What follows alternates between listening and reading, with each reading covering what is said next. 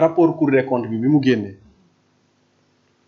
ñoo wax nañ ci sur la forme et sur le fond wax na ci parce que ñu ci bari li njëkk a laajte mooy rapport bi lan moo tax l'ensemble des présidents des chambres signé wuñu Ayib Daffé génn ne rapport biñ signé cacheté ko ñu ngi ko jox président de la république mu ne kon y a deux rapports ok mu ne léegi rapport bi ñu jox président de la république ñun moom lañ bëgg a xam lan moo ci nekk est-ce que c'est le même rapport que bi ñu jox 39 pages bi 41 ah léegi est-ce que léegi ma ne leen est-ce que c'est le même rapport bi ñu Cour des comptes jox loolu c'est d'un de deux sur la dette il n'y a jamais eu de dette cachée soxna Adji il n'y a jamais eu de dette cachée dafa am ñaari façon dette Sénégal mooy la dette centrale la dette de l'État central bi nga xamante ni état moom moo koy leb ci créanciers yi mu jaar BCEAO jaar ci suñu trésor bii xaalis boobu moom la ñu xam ne loolu mooy dettu état central moom mooy 14000 milliards dettu Sénégal dettu état central 14000 milliards la beneen dette bi dafa am ay sociétés parapubliques lu ci mel ni LONASE lu ci mel ni AIBD port autonome de Dakar CDC yeneen yooyu noonu. léegi Sénélec port autonome de Dakar yooyu noonu dañuy fonctionner comme privé. dañu am personnalité juridique. merci beaucoup léegi voilà léegi ñoom dañuy dem di lebi suñu lebee état bu Sénégal moo leen di garantir. lettre de garantie.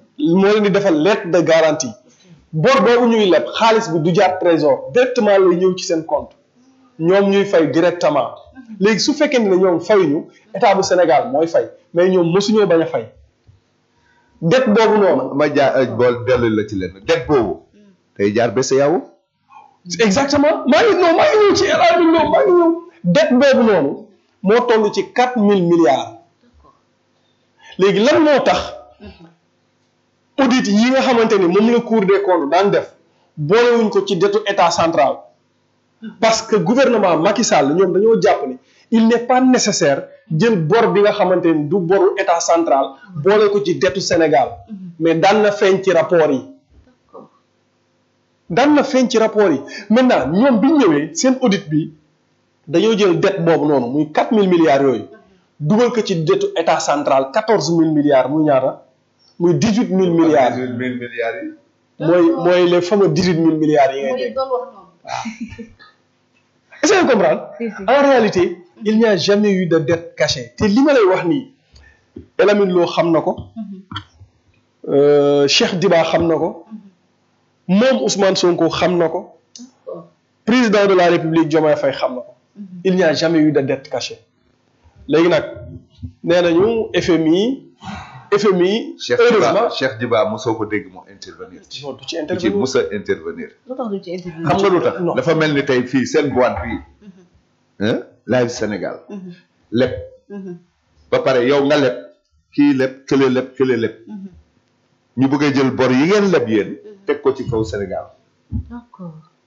loolu la rek xam nga Alamine Lo ba muy wax. dafa fàttee ni moom moo doon gérer central risque. bu BCEAO. banque bu la lebal yow ba nga dépassé sa seuil. dafay jaar central risque bu BCEAO. dañ koy banque ba daf koy signaler BCEAO parce que banque yi dañoo am assurance tamit. buñ la lebayee yenn yi dañ koy répercuter BCEAO. ñu xam ni kii. pour kii bu solvable BCEAO am na mécanisme yu muy lever. donc yow ndëgam yow asamalaak nit boo àggee ci benn sëy bi yaa ngi ci central risque BCEAO asamalaak ay comptes yuy tourné yoo xam ne au début la ñuy kii ay sociétés yoo xam ne au début la ñuy fonctionner nga xam ni chaque jour dañ koy bind ci livre bi. c'est-à-dire dañoo bëgg ñii xam nga lan la ñu xamul sax ñii gis nga même les experts comptables dañ koy def report à nouveau.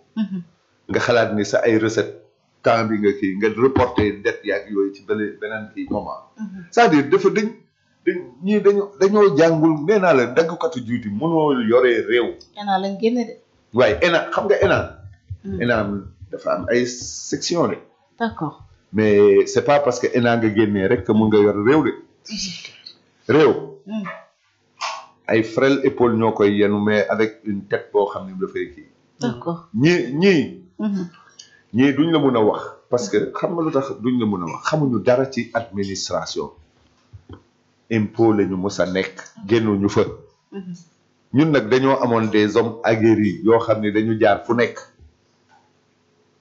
ba pare ñu am un chef d'état boo xam ni dem na ba àgg ci yenn dayoo yàgg yooyu ba pare xam lu muy def parce que moom ingénieur la donc ñu def ingénierie financière di ci génn mais bu fekkee xamoo loolu da ngay gëm ni nit ñi dañu détourné dégg nga ko sax même Gemayel nee na la il parle de dette cachée mais pas de détournement il y a pas de détournement c'est-à-dire que la ñu waxoon au début lépp mu ngi naan France c'est-à-dire gis nga nguuru slogan dafa bon dama koy wax keroog ma ne suñu nguur comme Windows waaw xam nga Windows da ngay ubbi ay fenêtre rek di dem suñu nguur gi comme Windows noonu la mel. d'accord alors non mais c'est très important li mu wax et puis man j'ai un problème j'ai un problème mooy comme li nga wax ENA lañ génne mais comment se fait-il que ñoom moo. Il y a combien de narcos au Sénégal? Non mais c'est extraordinaire. Est-ce que duñ tëj ENA? France dañu koy def. Maintenant pour revenir ci suñu rapport ak loolu mooy date bi et je pense que j'ai bien expliqué. Oui. Voilà maintenant par rapport ak suñu problème ak suñu diggante ak FMI. Moi j'ai un sérieux problème de souveraineté avec Ousmane Sonko xam naa gars yi nañ ne sonal naa ko mais moom li waa ji waxoon ne Youssou Ndour woy na lépp Macky Sall tabax na fépp. waaye Ousmane Sonko wax na lépp. moom moo fi toogoon mooy sama texte bi ma bind barki Demba Ndiaye moom moo fi toogoon ne FMI saay bu la taggee rek saay bu la waxee yow si meilleur élève mi rek mooy yow dee nga mooy voilà mooy moom boppam da doon métti te boo liiree rapport FMI bi fi mu commencé dafa tagg état bu Sénégal léegi nag man xaw ma ñaata FRL gaa la jël ci diggante bi bi mu gisee tagg boobu parce que FMI dafa tagg Sénégal ci maanaam envie de maanaam ci transparence beeg liggéey bi ak ni ñu yombalalee liggéey bi FMI loolu la taggee Sénégal. Voilà exactement ça c'est un problème beneen bi mooy daf doon wax ne on n'a pas besoin de l'argent du FMI mais pourquoi ñuy daw muy taw di daw di ci ginnaaw FMI pour que xaalis bi nga xamante ni moom la ñu soxla ñoom pour doxal seen projet foog mu jugee ci FMI parce que dem nañ ba benn instant réalité du pouvoir ndap leen c'est là que tu comprends que le populisme ne peut pas gouverner un pays tu peux être dans l'opposition tenir des propos populistes askan yëpp adhéré ci mais une fois au pouvoir tu as intérêt à dire la vérité aux Sénégalais et Pape Alé Niang l'avait dit dès le départ il faut dire la vérité aux Sénégalais la vérité mooy dañoo fekk Macky Sall yóbbu contour yëpp au vert. Quelle vérité parlait Pape Alé Niang? De quelle vérité parlait-il? Oui, je sais pas moi. Alors, parce que lui n'a jamais parlé de la véritable vérité. Quand Pape Alé. Je sais pas moi. Parce que tout ça, li tax ñu egsi fii c'est parce qu'il y avait une conspiration du silence. ñëpp xam dëgg gi ba pare noppi ci. Oui, ça c'est vrai. ba pare di défendre. ba pare di défendre. C'est vrai. Donc cette conspiration du silence là ba ñu egsi ci pouvoir. la ñu doog a xam ni yëf yi du neenum neen. xam nga lu tax. ñoom diggante ba ñu toogee ak décembre. ñoom dañoo leb 4 491 milliards. alors que Macky Sall. dañu prévoir woon ci 2024. dañuy leb 2000 milliards. Ah, c'est vrai. kon xam nga ñoom yokk nañu ci xar bi karaw. te 2025 bii ñu nar a lebaat 4500 milliards. bari de. c'est-à-dire ñoom ci ñaari at. 9000 milliards la ñu leb. Macky Sall ci 12 ans. 13851 milliards la leb. ñoom ci ñaari at nañ ko dépassé. dans 5 ans moom fan la jëm. waaw ba pare moo tax nag te comme kenn wóolootu leen. ndax déjà ba ñu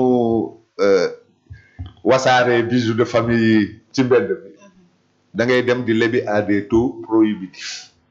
parce que Sénégal da doon am des taux de 4,5 3 affaires yooyu ak date de maturité de 20 30 40 ans léegi dañ koy lebal ne ko 5% wala 7% ci 3 ans wala 1 an wala 2 ans c'est-à-dire mooy confiance bi rompre na ça c'est clair.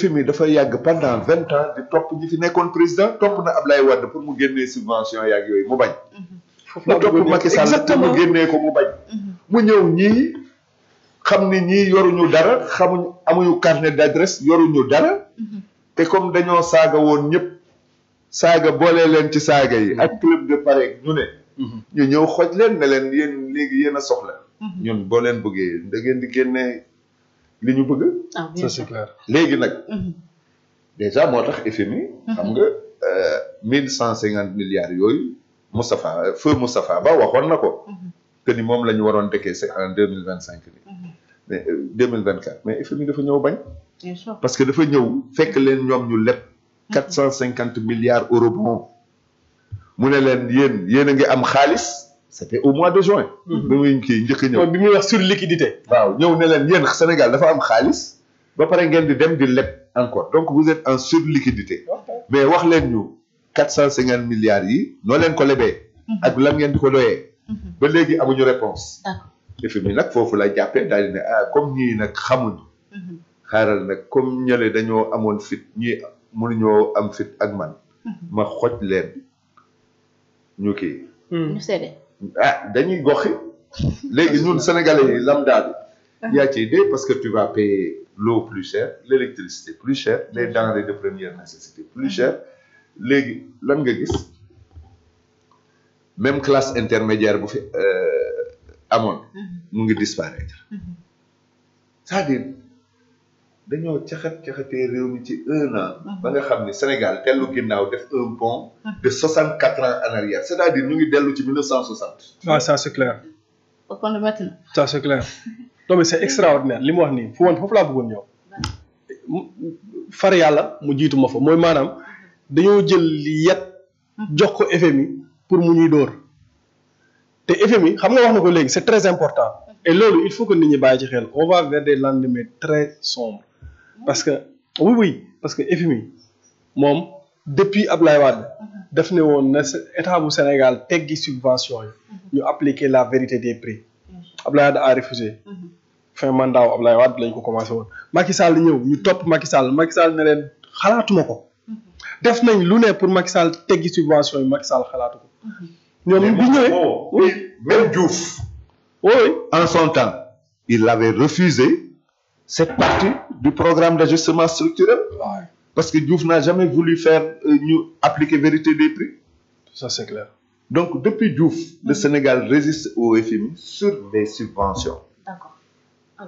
te ñoom annoncé woon nañ ko ne woon nañu dañuy teggi subvention yi mais bu boobaa ce sera ciblé noo koy ciblé man voilà la question bu ma demee ci pompe essence bi ngay jënd may jënd naka la ñu xamee ni nekk waaw c'est ça yow mën nga maa ëpp xaalis man ma gën laa rafet oto bu fekkee foofu lañ ko bëgg a ciblé waaw c'est quoi non donc moi je pense que ñii liñ fa war a def mooy gis nga ay nit suñu yoree nguur fukki at ak ñaar am na lu leen yàlla may da ngay diisoo ak ñoom da ngay lambisoo ak ñoom kenn waxu la nga jël leen dugal leen mais da ngay dilater sa poitrine da ngay diisoo Macky Sall bi mu ñëwee ñëpp dañoo yaakaaroon ne dafay noonoo ak waa PDS à part quelques coquilles yi nga xamante ne am na bi mu ñëwee dafa ubbi buntam waa PDS di déglu waa PDS ñoom ñi nga xamante ni ñoom ñoo yoroon nguur gi pendant quelque temps ñi nag ils n'ont que 5 ans te ñoom ñëpp ay novices lañ ci état donc moi je pense que li ñu war a def mooy bàyyi xel bu baax a baax fan lañ jëmee réew mi beneen bi mooy ils n'ont que 5 ans il leur reste que 3 ans parce que xam na benn at dem na waaw 3 ans moo leen dese benn at dem na te dernière année bi année électorale la donc 3 ans yii leen dese nii ci li leen di xaar mooy man moom xam naa ne mënuñ fee teg un grand projet pour réaliser ko moi je le sais non man li ma leen di ñaan rek mooy projet yi fi Macky Sall commencé nañ fexe ba inaugurer les ko 800 projets yu fi Macky Sall. waaw nañ fexe ba inaugurer yi nga xamante ne mu ngi waaj a pare mais buñ toppee wax ji ak defante bi seen mandat dina jeex duñ inaugurer dara buñ inaugurer sax mën nañ koo dugal seen bilan donte xam nañ ne Macky Sall moo fi def maintenant Macky Sall a présenté un livre bilan boo xamante ne c'est plus de 200 xaw ma 300 pages gis nga nit lépp nga ciy gis. non il faut qu'on se dise la vérité gis nga nit loo ko bañ nangul ko ay exploit lu nit bañ Macky Sall xamal nangul ko ne li mu def ci 12 ans yi amul benn président bu ko fi def. waaye c'est pas pour rien ñu naan c'était le meilleur président d'Afrique de l'Ouest. c'est-à-dire ak loo ko bañ ak loo ñàkk a faral mais da nga koy nangul loolu mu fi def nag da ngay fexe yow boo ñëwee nga def lu ëpp yow moom li mu fi def d'autant plus que nee nañu ci bilan immatériel lañ ko sanctionné yéen ngeen ñëw ne réew mi dafa am problème ba bind livre solution boo solutionné kay da ngay solutionné lu am problème n'est-ce pas doyen léegi yow nga indaale say solution parce que xam nañ ne réew mi dafa am problème ñu jox la réew mi yow au lieu que nga solutionné ngay ko ne di ñu wax problème bu réew mi non mais c'est compliqué ça. non c'est pas compliqué de c'est-à-dire. est-ce que livre bi réeru comme décret Samba Ndiaye bi mu non livre bi dafa mu ngi ci océan Atlantique bi. décret bi sax réeru décret bi suñ premier ministre moo bañ a contresigné et ça aussi c'est plus grave. non contresigné grave. contresigné non il a refusé de contresigner. déedéet contresigné na mais xam nga lan la ñu deful. oui mais dañu deful passation bi bu ñu téye passation bi waaye du dem ka fa nekk ba léegi ci ñun la bokk.